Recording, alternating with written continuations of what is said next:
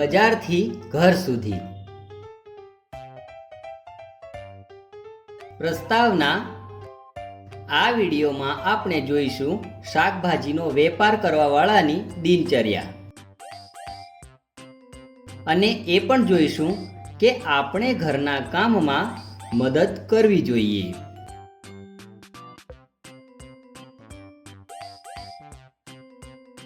બિટ્ટુ આજે ઘરમાં આરામથી ટીવી જોઈ રહ્યો છે. બિટ્ટુ, જા બજારમાંથી શાકભાજી લેતો આવ. હું લખી આપું છું કઈ શાકભાજી લાવવાની છે. હું સાંજે લઈ આવીશ મમ્મી. અત્યારે મારી પસંદનું કાર્ટૂન આવી રહ્યું છે.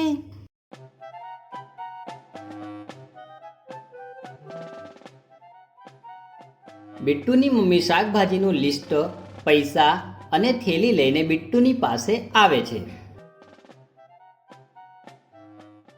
ચાલ જા બિટ્ટુ, અત્યારે શાકભાજી નહીં લાવે તો રાતનું ખાવાનું કેવી રીતે બનશે? બિટ્ટુ મમ્મી પાસેથી થેલી, પૈસા અને શાકભાજીનું લિસ્ટ લઈને નીકળ્યો. તમારા ઘરમાં શાકભાજી ક્યાંથી આવે છે અને તેને કોણ લાવે છે?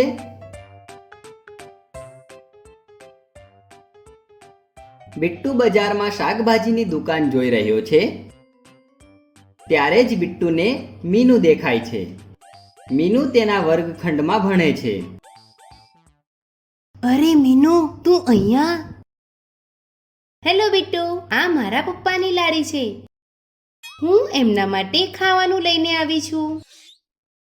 મીનુએ બિટ્ટુને તેના પિતાજી સાથે મુલાકાત કરાવી. તું બજારમાં શું કરી રહ્યો છે બિટ્ટુ? અંકલ, હું તો અહીંયા શાકભાજી લેવા માટે આવ્યો છું. શું તું મારી લારીએથી શાકભાજી લેવાનું પસંદ કરીશ? જરૂરથી અંકલ. તો બતાવ બિટ્ટુ, શું જોઈએ તારે? બિટ્ટુ શાકભાજીનું લિસ્ટ કાઢીને એક એક શાકભાજીનું નામ કહેવા લાગે છે. ડુંગળી 1 કિલો, બટાટા 1 કિલો. હા હા, અરે બિટ્ટુ રોકાઈ જા. પહેલા મને ડુંગળી તો આપી દેવા દે. તું એક કામ કર, આ ચિઠ્ઠી અહીં મૂકી દે, હું જોઈ લઈશ. મીનુના પપ્પાએ થેલીની અંદર રાખેલી ડુંગળી ના લીધી અને બીજા થેલામાંથી કાઢવા લાગ્યા.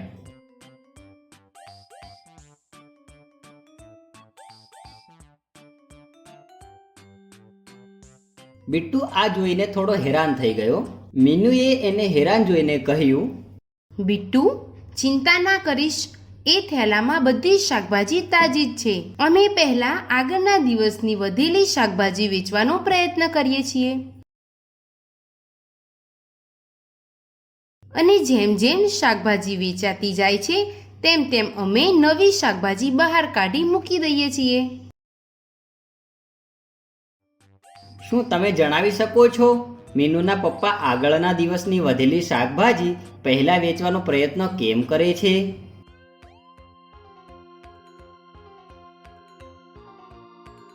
ઓહો, બરાબર.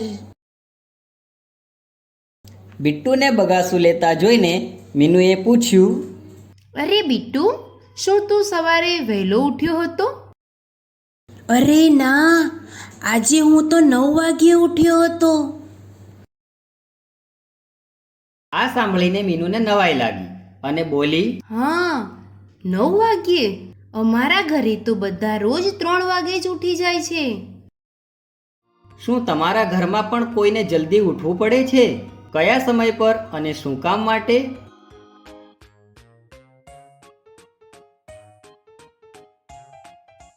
પણ તમે લોકો આટલા જલ્દી કેમ ઉઠો છો?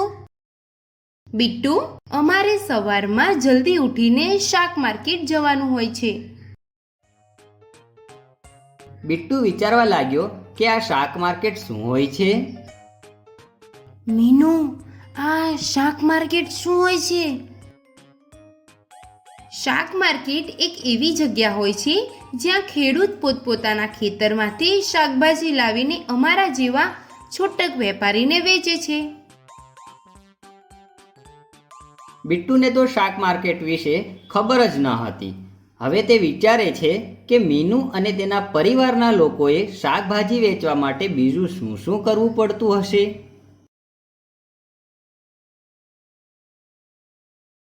અરે બિટ્ટુ, તું આટલું બધું શું વિચારી રહ્યો છે? મીનુ, હું વિચારી રહ્યો છું કે શાકભાજી વેચવા માટે તમે લોકો શું શું કરો છો. શું તું મને જણાવીશ? હા, જરૂર બિટ્ટુ. હું તને મારી દિનચર્યા વિશે જણાવું છું. અમારો દિવસ સવારે 3 વાગ્યે શરૂ થાય છે. અમે બધા સવારે વહેલા ઉઠીને સૌથી પહેલા થેલામાંથી આગળના દિવસની વધેલી શાકભાજી નીકાળીએ છીએ અને પછી સારી અને ખરાબ શાકભાજી અલગ અલગ કરીએ છીએ. આ બધું કર્યા પછી પપ્પા શાક માર્કેટમાં તાજી શાકભાજી લેવા નીકળે છે.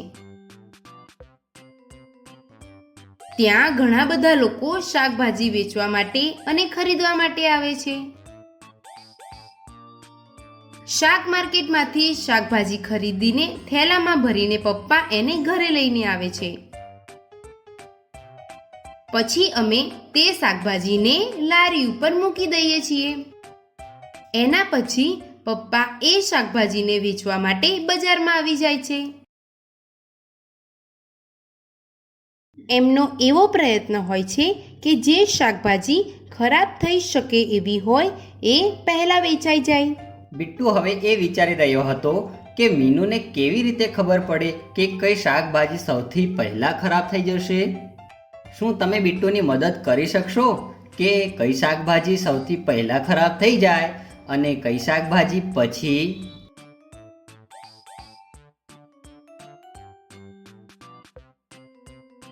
ભીંડા, શું આ જલ્દી ખરાબ થઈ જાય છે? જવાબ: હા, ભીંડા જલ્દી ખરાબ થઈ જાય છે.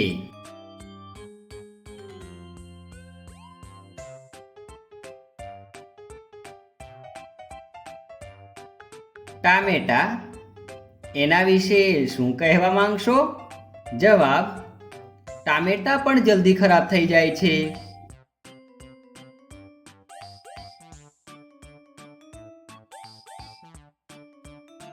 બટાકા, શું આ જલ્દી ખરાબ થઈ જાય છે કે નહીં? જવાબ: બટાકાને આપણે થોડા દિવસ સુધી રાખી શકીએ છીએ. કાકડી, આ કઈ બાજુ જશે? જવાબ: કાકડીને પણ આપણે થોડા દિવસ સુધી રાખી શકીએ છીએ.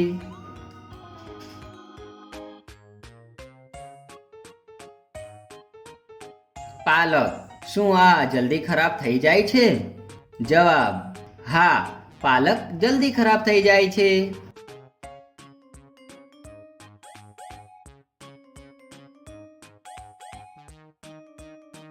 ડુંગળી, એના વિશે શું કહેશો? જવાબ: ડુંગળી તો જલ્દી ખરાબ થતી નથી.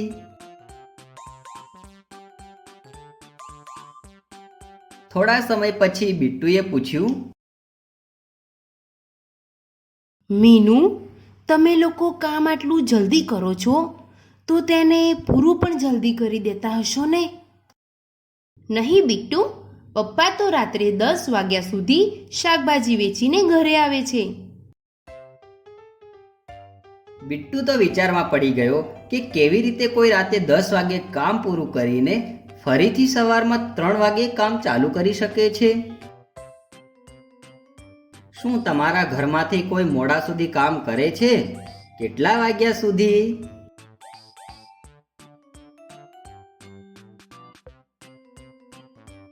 આ લે બિટ્ટુ, તારી બધી શાકભાજી કુલ 120 રૂપિયા થયા.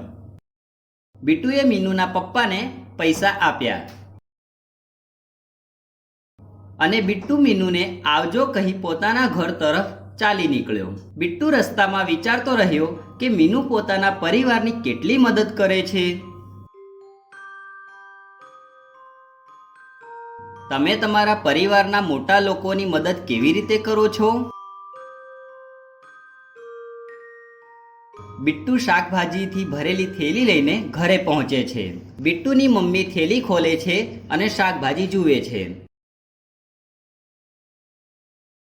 અરે વાહ બિટ્ટુ, આ શાકભાજી તો એકદમ તાજી છે. ચાલ આ લે કિરાણાનું લિસ્ટ. હવે આ પણ તું જલ્દીથી લઈ આવ.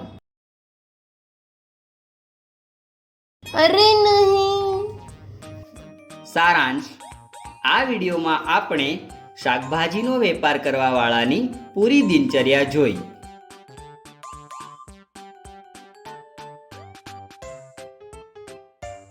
અને એ પણ આપણે જાણ્યું કે આપણે ઘરના કામમાં મદદ કરવી જોઈએ.